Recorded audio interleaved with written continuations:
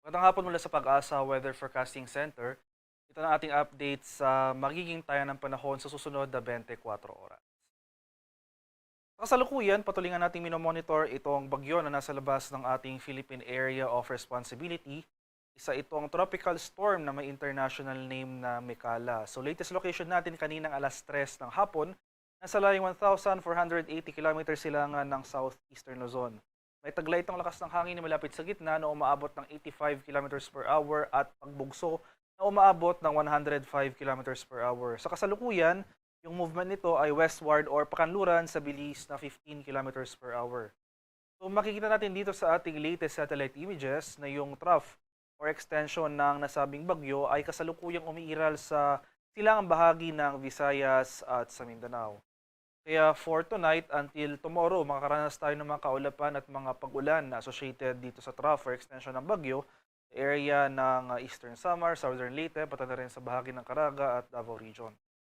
Sa mga susunod na oras, magsisimula na rin tayong makaranas ng senyales ng southwest monsoon o yung hanging habagat sa kanlurang bahagi naman ng Mindanao. Saan po natin dito sa area ng Zamboanga Peninsula, Lanao del Norte, pati na rin sa Barmasok Sargen, magsisimula ng mas tataas yung mga tsansa ng mga kaulapan at mga kalat-kalat na thunderstorms.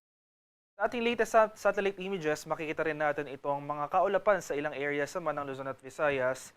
Sa ngayon, this afternoon until tomorrow early morning, posible pa rin tayo makaranas ng mga biglaan at panandaliang pag-ulan na dulot ng localized thunderstorms. Pero itong area ng Luzon, mostly itong area ng Luzon, for tomorrow magpapatuloy itong generally fair weather. Wala pa naman tayong mga tuloy-tuloy na mga pag-ulan na mararanasan.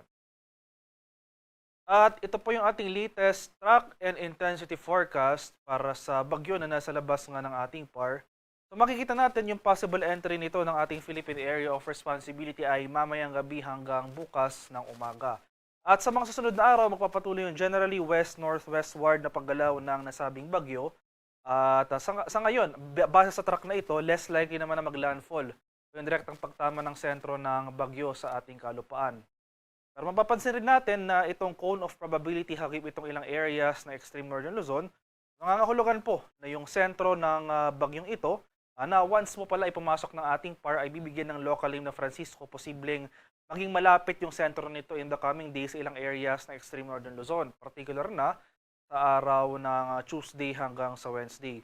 So sa ngayon, wala pa naman nakataas sa tropical cyclone wind signal sa anumang bahagi ng ating bansa. Pero dahil nga posibleng lumapit yung sentro ng bagyo over portions of extreme northern Luzon, in the coming days, sasaan po natin na may posibilidad na mag-issue tayo ng wind signal sa ilang bahagi ng Cagayan Valley. So, base rin sa ating intensity forecast, no, within the next 12 hours, magpapatuloy yung pag-intensify or paglakas ng bagyong ito. And within the next 12 hours, posibleng isa na itong ganap na severe tropical storm, and 12 hours after that, magpapatuloy yung paglakas and posible na nitong makamit yung typhoon category. So west-northwestward na paggalaw sa mga susunod na araw hanggang sa araw ng Tuesday. And beyond that, by Wednesday and Thursday, magsisimula na yung recurving or paglihis nitong bagyong ito. Magiging generally northward na ang paggalaw ng nasabing bagyo patungo sa northern boundary ng ating Philippine Area of Responsibility. Bagamat magiging malayo yung sentro ng bagyo sa malaking bahagi ng ating kalupaan, no, except dito sa area ng extreme northern Luzon, kailangan pa rin natin paghandaan yung epekto ng southwest monsoon o yung hanging habagat na hatakin ng bagyong ito, particular na sa kanlurang bahagi ng Luzon at ng Visayas. At para naman sa magiging lagay ng ating panahon bukas, particular dito sa most of Luzon, for Metro Manila and most of Luzon, magpapatuloy pa rin itong generally fair weather, no, bahagyang maulap hanggang sa maulap na papawirin. Pero nandiyan pa rin yung mga usual na afternoon to evening na mga rain showers or thunderstorms. So wala pa naman tayo inaasahang mga sustained na pag-ulan sa most of Luzon. Sa bahagi naman ng Palawan, Visayas at sa Mindanao, so makikita po natin, no, buong Palawan as well as buong Visayas at buong Mindanao makakaranas na ng mataas sa tsansa ng mga kaulapan at mga kalat-kalat na pag-ulan na may pagkulog at pagkilat starting tomorrow. So itong silangang bahagi posibleng makaranas sa mga pag-ulan na dulot ng trough or extension ng bagyo.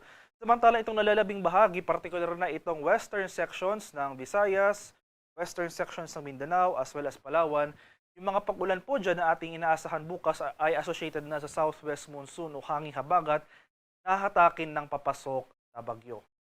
So patuloy po tayong mag-monitor ng ating mga localized advisories na ini-issue ng ating mga Pag-asa Regional Services Divisions tulad ng mga heavy rainfall warnings, rainfall advisories, or yung mga thunderstorm advisories starting tomorrow dahil mas tataas na yung tsansa ng mga pag-ulan dito sa mga lugar na ito.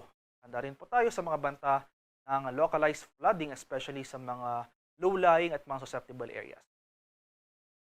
Sa kalagayan naman nating karagatan, sa kasalukuyan walang gale warning na nakataas at yung sea condition natin for the next 24 hours ay banayad hanggang sa katamtaman. Pero dahil nga may inaasahan po tayong papasok na bagyo, especially nga dito sa area na extreme northern Luzon, in the coming days, posible pa tayong makaranas ng katamtaman hanggang sa maalong karagatan or moderate to strong sea condition over ilang areas ng northern Luzon. So, iba yung pag-ingat pa rin sa ating mga kababayan na maglalayag, especially sa mga susunod na araw. At para naman sa ating 3-day weather outlook, so dito sa Luzon, simula sa araw ng Lunes hanggang sa Miyerkules, asahan natin na masararami yung mga area sa mga karanas sa mga pag-ulan na dulot ng habagat. Particularly over portions of southern Luzon, no, ito po yung mga inaasahan nating mga lugar na mararanasan yung pag-iral ng habagat in the coming days. So, sa area ng Metro Manila, kasama po yung Metro Manila as well as Calabarzon, Mimaropa, and Bicol Region, asahan po natin as early as Tuesday makakaranas tayo ng mga kaulapan at mga pag-ulan. For the rest of Luzon, magpapatuloy itong partly cloudy to cloudy skies for the remainder of the forecast period. Nandiyan pa yung mga tsansa ng isolated rain showers or localized thunderstorms. Sa bahagi naman ng Visayas, so mapapansin po natin, no, starting tomorrow hanggang Wednesday, most of Visayas makakaranas pa rin ng maulang panahon, maulap na panahon at mataas sa tsansa ng mga pag-ulan. Dulot po yan ng habagat.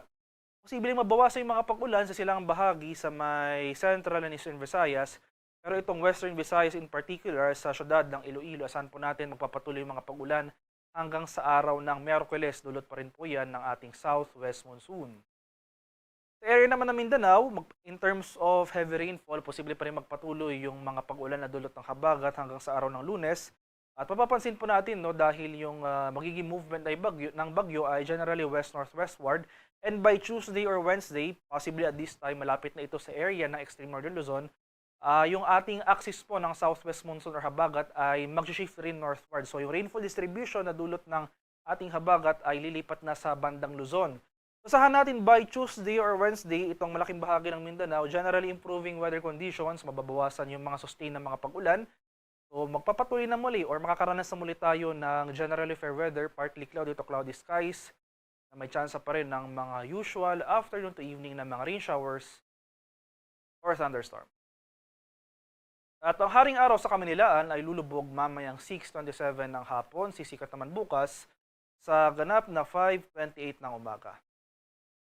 At para sa karagdagang impormasyon tungkol sa ulat panahon, lalong-lalo na sa ating mga localized advisories tulad ng mga thunderstorm advisories, or kung mas magiging sustain na po yung mga pag-ulan natin, posible na rin tayo mag-issue ng rainfall advisories or heavy rainfall warnings, ay follow kami sa aming social media accounts at DUST_Pag-asa. Mag-subscribe rin kayo sa aming YouTube channel sa DUST Pag-asa Weather Report at palagi bisitahin ang aming official websites sa pag-asa.dust.gov.ph at panahon.gov.ph. At yan lamang po ang latest mula dito sa Pag-asa Weather Forecasting Center. Magandang hapon sa ating lahat. Ako po si Dan Villamilo Gulat.